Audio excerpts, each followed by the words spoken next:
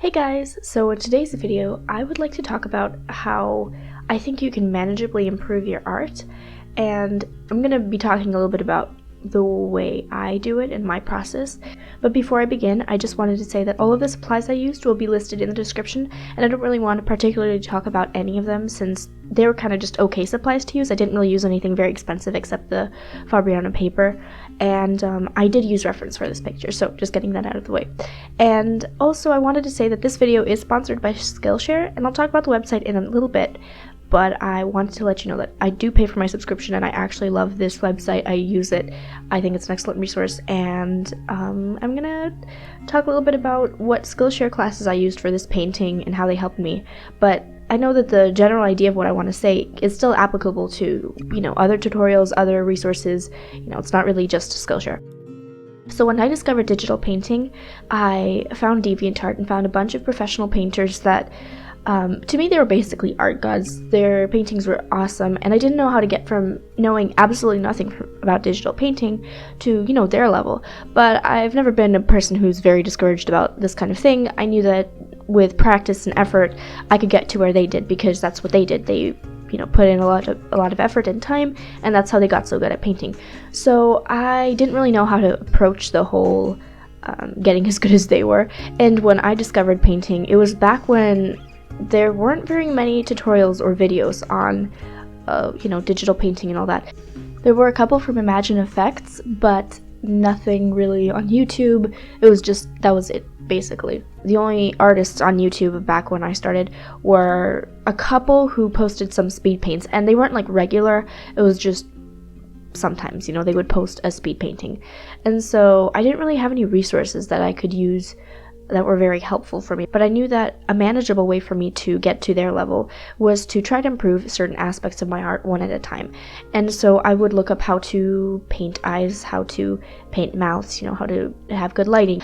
And the tutorials that I found were on DeviantArt. They were kind of those like work in progress shots, and it just showed you the way somebody went through the process. And I mean, they were pretty helpful, but not as helpful as if I had seen video tutorials, And so yeah, that's the way I improved my digital painting. It was a lot of trial and error.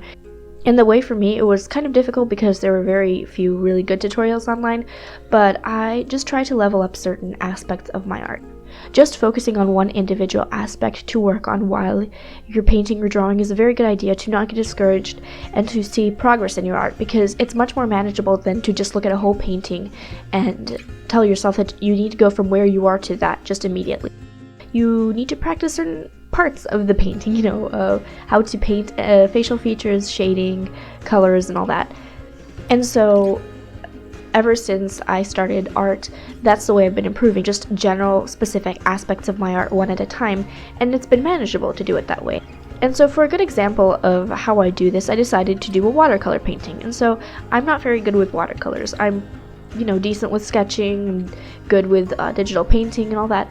I'm just not good with watercolors, and I just like to experiment with them, but I don't really know very many techniques. And the paper, I've just been using cold pressed Canson paper. Like, it's, I don't really know very much about watercolors. And if you follow me on my Instagram, or you remember my Lightbox review video, you can see what kind of watercolors I make. And my problems are that I leave my paintings very minimal. I let the white of the paper show through, and I don't really know how to do detail in watercolors, and so I rely on ink and colored pencil to give my paintings the detail that I want to achieve. And I mean, it works for me, I guess, but the thing is, I don't have any skills with watercolors. So for this painting, I challenged myself to do a full page illustration of a forest with a lot of contrast between light and shadow, and I also told myself I would use basically no ink or colored pencils. And I did use a little bit of ink for her face, which isn't detailed. It's just the area was so tiny, it's like a millimeter, that I just used a micron in 005 to like do an outline of her nose. Like, that was it. So I still kind of stuck to my goal about not using ink or colored pencils. I could have begun this painting without really knowing what I was doing, but I decided that I would look at some Skillshare classes and figure out what I needed to know. And so I wanted my painting I didn't want to stumble through it. I wanted to know exactly what techniques I was using and I wanted to make the brush strokes with confidence. So I went to a couple video tutorials on Skillshare. And so a little bit about Skillshare. Skillshare is an online learning community for creators, and it has more than 15,000 classes on everything from art and business and design and photography. And there's a lot more subjects that cover the creative and entrepreneur side of business. And so there's a lot of great classes to help you even when you're beginning an art business as well. So it talks about like shops and prints and contracts and being successful at whatever you want to do. And so from the classes I've taken, all of the instructions have been well versed in the topics they're speaking about, because they're successful artists or business people, or photographers. Like they practice what they are talking about. So the format of the website is that you enroll in a class that you wish to take, and most of the classes will be project-based and interactive. So you take the class and you're watching the videos, but while you're doing that, you have to complete a project. And you can upload the project to the class, and you can ask for constructive criticism or feedback on your final piece. And you can get the students as well as the teacher to like and comment on your final piece. And they can give you their opinions on it, what you did right or what you did wrong. So it's very useful. So if you'd like to purchase just 1 month of premium membership or a couple of months just as they come along, it is $12 a month. But if you'd like to purchase a yearly membership, that would be $8 a month. If you'd like to try out Skillshare and you're a little bit skeptical but curious about how the website works, I have a free 2-month premium membership for you. It's going to be, the code is down below, which is just my name, Sarah2 free. And yeah, I would totally take advantage of it. I mean, it's 2 months of premium membership. You can try out a bunch of classes and see if you like the website. I mean, I do. I started off with a premium membership, and right now I do pay for my subscription. I really like the website. And so, okay, for this painting, I had a couple of goals that I wanted to achieve, things that I wanted to learn. So first, I needed to learn about my art supplies, such as what paper to use, hot or cold press, and what brushes I would need for the effects I wanted. I needed to learn some wet and wet techniques, how to convey textures effectively, and then mixing hard and soft edges properly. So for the paper, I've always used Canson watercolor paper, but recently I bought myself some Fabriano hot press paper, and I just heard some good things about it, and so I decided to try it out. I think it was also on sale, and so I didn't know which paper to use, hot or cold press, for the effect that I wanted to achieve. And then whenever I've done watercolors, the edges are always, I always have them kind of be hard, and I didn't know how to mix hard and soft edges effectively, together. So that was one thing that I wanted to learn. And so I took 3 classes in particular that were pretty informative, and they helped me figure out all of these techniques. So the first class that I took was Watercolor's Fluid Potential, Exploring Fluid Painting. And by the way, all of these classes will be listed down below if you'd like to watch them as well. And so this class helped me choose the paper that I needed and my brushes. And it also showed me some wet-on-wet techniques and how I can make the edges softer. So this was the most comprehensive class because it was made for beginners, and it showed you a couple of techniques that you can use when you're painting. I mean, I knew that one had really rough surface and one had a smooth surface, but I had a particular look that I was going for this painting, and so I wanted to know which kind of paper I could use. I was thinking that maybe I could get away with using cold press paper for this effect, but then I decided to just use hot press.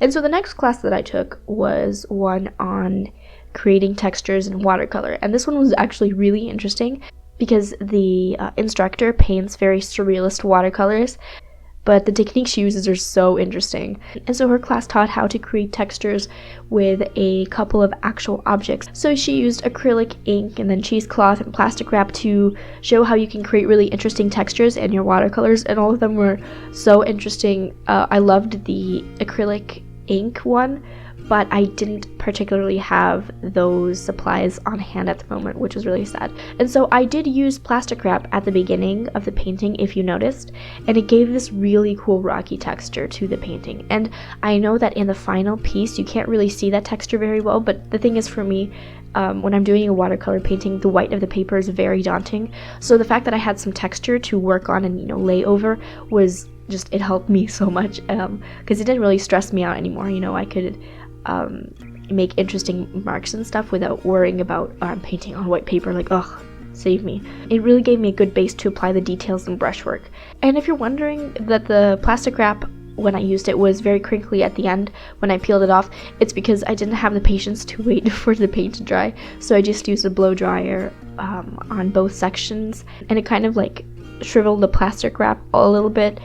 So the last class that I took, I think, helped me the most because of the mindset that it gave me when painting, and it showed me how to use brushwork to create the textures and fine details that I had in mind for painting. And so I always love really fine details in watercolors, but if you have seen my watercolor pieces by now, they're not really detailed.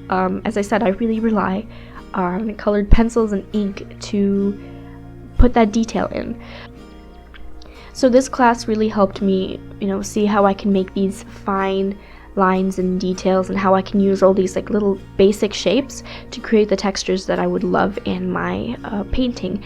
And this one just helped me very much with the way she easily created some textures, and also she gave a really good pep talk about being patient with when you're working, and just staying through the whole process. And it helped me because this painting took me a really long time, and my battery kept dying for my camera, so I'd have to wait for it to charge a tiny bit so I could keep recording. And her pep talk really helped me to be able to get through this and have fun with it as well. And I'm really glad I did this painting and exercise because it was kind of therapeutic. It was a little bit out of my comfort zone, but at the same time it was still something that I like to do, because out of things to paint, not like people, I love to paint or draw trees, and so I got the opportunity to do that, and I really enjoyed this. I think I'm going to be doing a couple more full-page illustrations with fairy tale themes because, of course, they're the most fun. But I'm actually very happy that I took the Skillshare classes that I did, because they taught me a couple of techniques. This painting took me about a total of 7 hours at my desk. Not that I painted the whole time, but I just had to keep waiting for the camera battery to charge and all that stuff. I mean, it was cool though. And I did use a reference picture, as I said before, which I found on Pinterest, of a mossy forest. And yeah, the point of this was that I think that improvement is very possible and easy to achieve when you just focus on one thing at a time that you're working on.